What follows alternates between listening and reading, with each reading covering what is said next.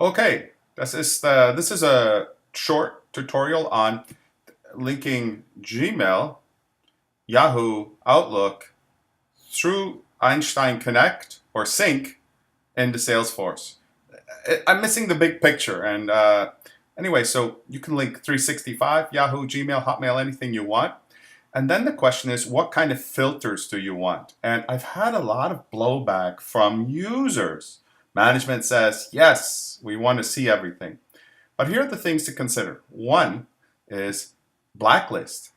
If I click with one click and do Einstein, I can pull back every single email and it limits number 4, which is privacy and the time, right? So you need to blacklist at Gmail, at Yahoo, at Hotmail.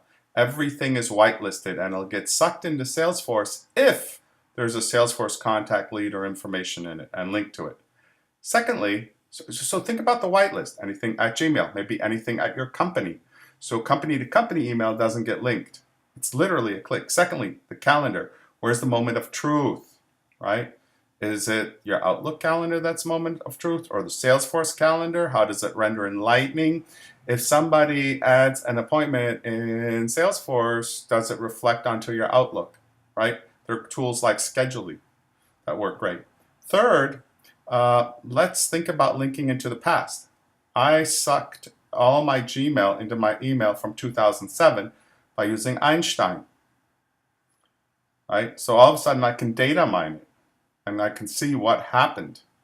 And then the other thing is privacy. If it's not in Salesforce, say, I don't want people to know I eat a lot of gluten because I live near the Acme Bakery in Berkeley, which is a fantastic bakery. I don't want to put that in Salesforce because then I can't get GPS checked in. It just won't exist, right? So think about those things, like have certain things that are just purposefully blocked, right? And the last thing is time.